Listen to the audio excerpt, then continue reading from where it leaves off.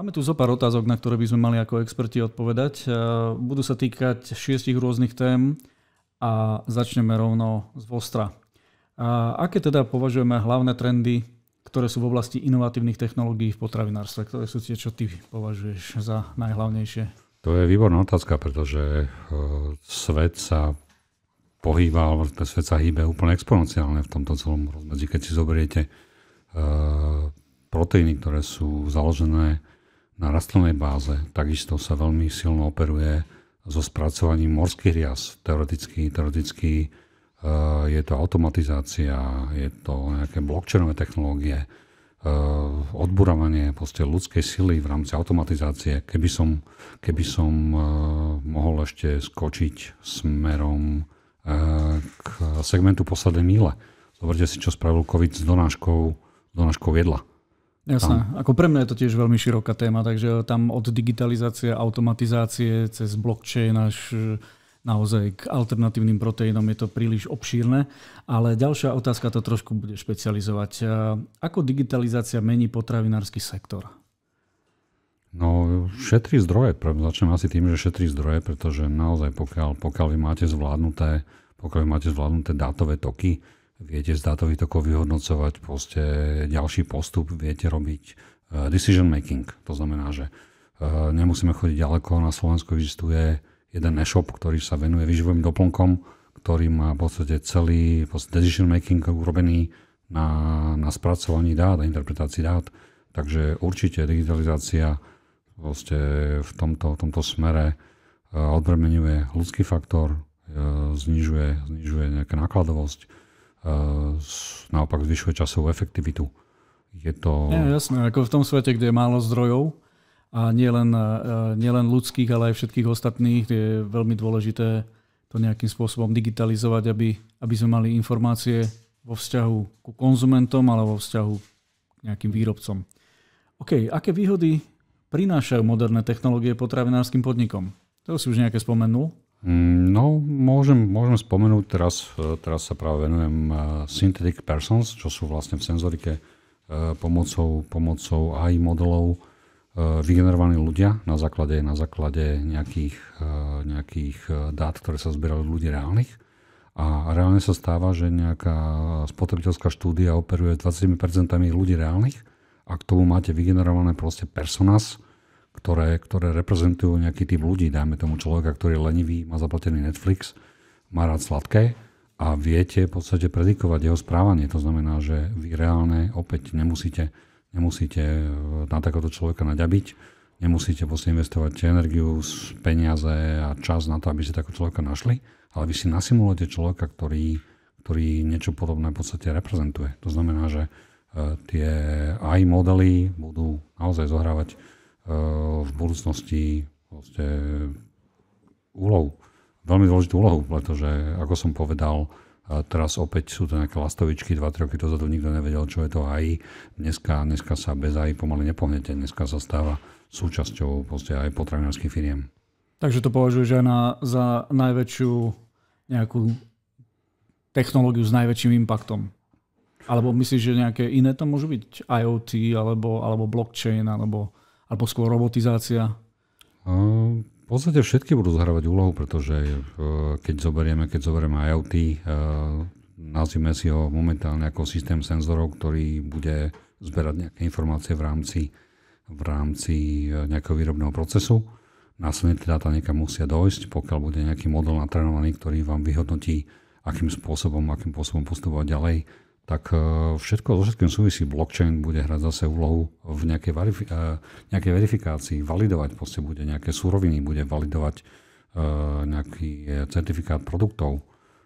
Keby sme boli iba pri blockchaine, tak existuje kvantum spôsobov, ako sa ten blok overuje. Čiže sú to klasické proof of work, proof of stakes, existujú v podstate proof of authority, proof of burn. Čiže v podstate tam je opäť veľká široká škála použitia aplikácií a ako som povedal, rastie to exponenciálne. Nikto nevie predikovať, kam sa to posunie. Jasné. Takže zhodneme sa na tom, že tieto technológie sú budúcnosť. Vidíš tam nejaké problémy v implementácii? Čo by to mohlo trošku brzdiť v potravinárstve? Neviem, možno by som, teoreticky by som spomenul, prvé, čo ma napadá, potenciálne by to mohol byť napríklad aj bioterorizmus. To znamená, že pokiaľ niekto bude mať prístup k databáze látok, ktoré tá potravinárska firma používa, alebo akým spôsobom majú zabezpečené tie látky, ktoré skladujú, je oveľa ľahšie a efektívnejšie pomocou hrubej sily s nástupom kvantových počítačov proste urobiť nejaký útok. A čo sa týka slabších miest, opäť najslabším článkom je needukovaný človek. Rozumiem. Myslíš, že Slovensko je na toto už pripravené? Na implementáciu takýchto technológií?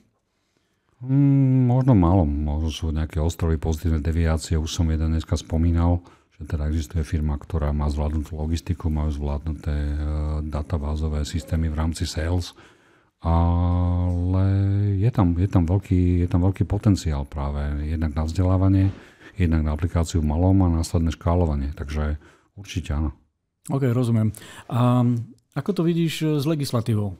Je legislatíva popredu, alebo sa doťahuje za týmito technológiami? Čo si o tom myslíš? Legislatívu ja som postrehol, že mal by byť teraz aktuálne spustený vo februári iAct, čo je v podstate legislatíva Európskej komisie alebo Európskej únie práve k týmto umelointeligenčným problémom. Nemám to ešte naštudované. Myslím si, že legislatíva značne ešte zaostáva za potenciálom. Ako som povedal, pomaly budeme na generatívnej AI. O chvíľku teda bežne štandardne sa používajú tzv. RAG agenti. Čiže legislatíva absolútne teraz nereflektuje tú aktuálnu situáciu vo svete, respektíve globálne.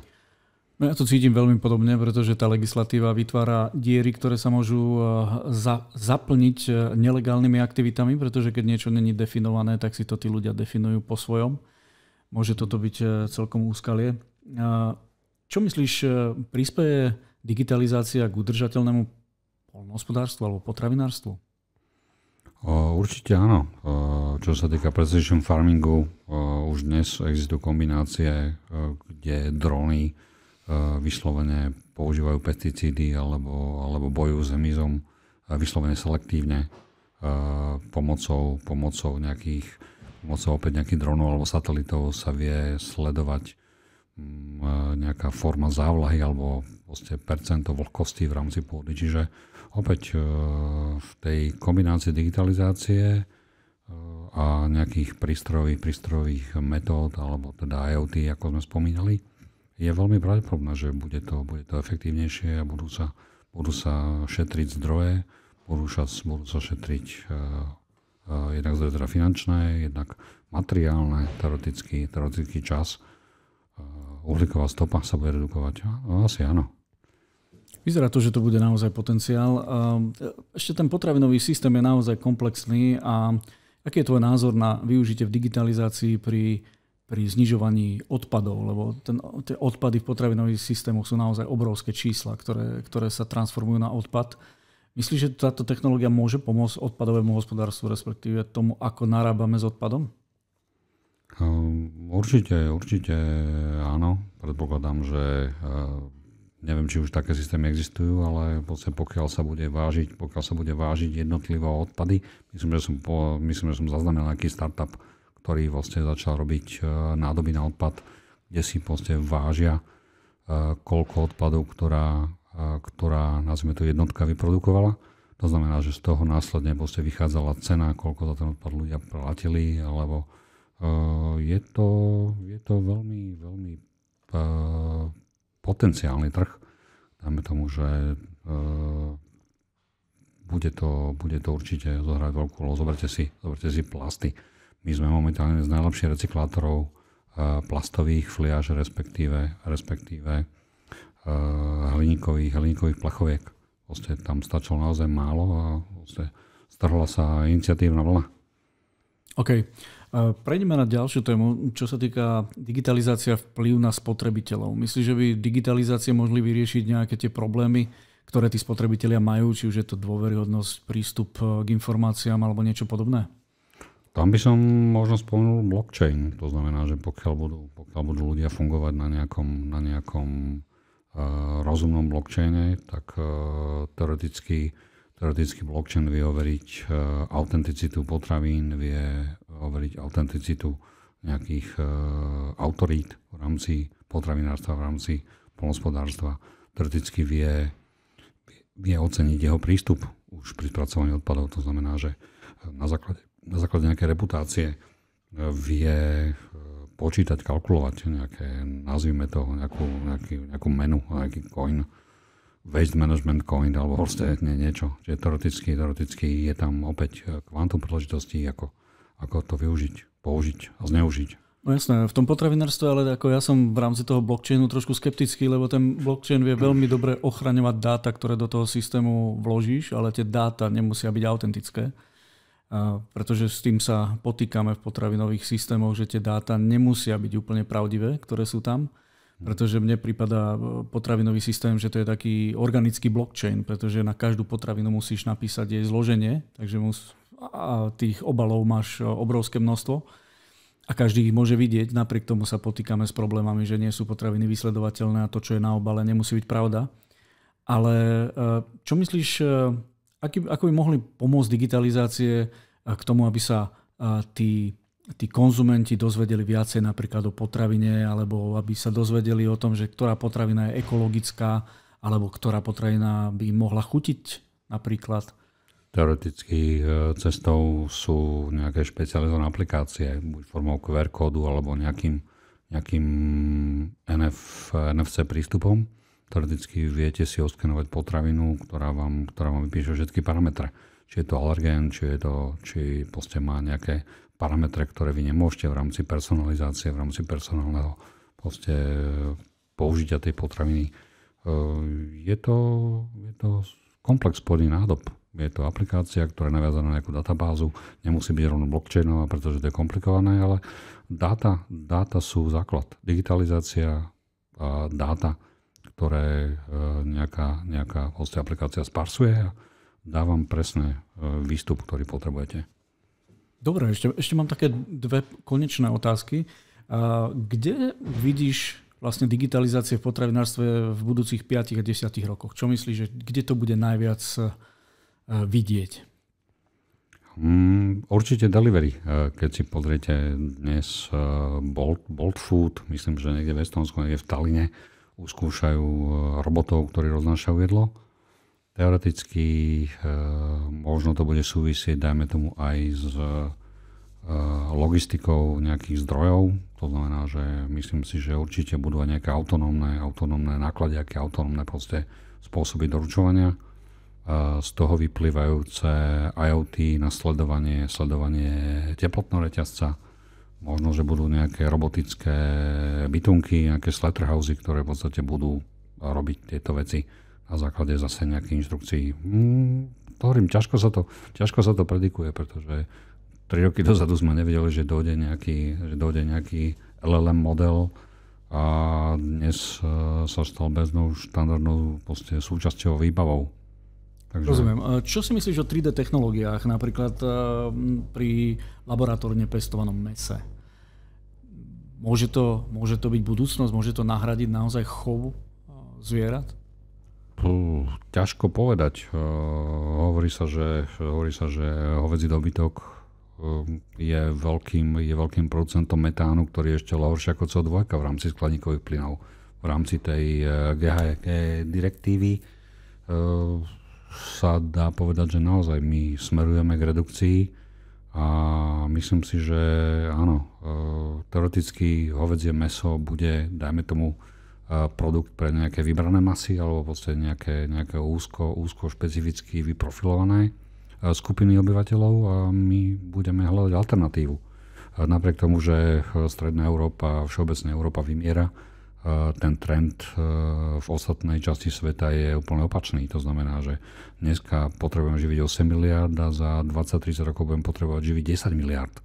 A to som demograficky asi trošku prepálil, ale regulárne mi to vychádza, že áno, budeme musieť hľadať alternatívy, budeme musieť hľadať spôsoby, ako tých ľudí zasítiť a jednou z nich bude určite 3D tlač, technológia, ktorá umožní tlačiť nejaké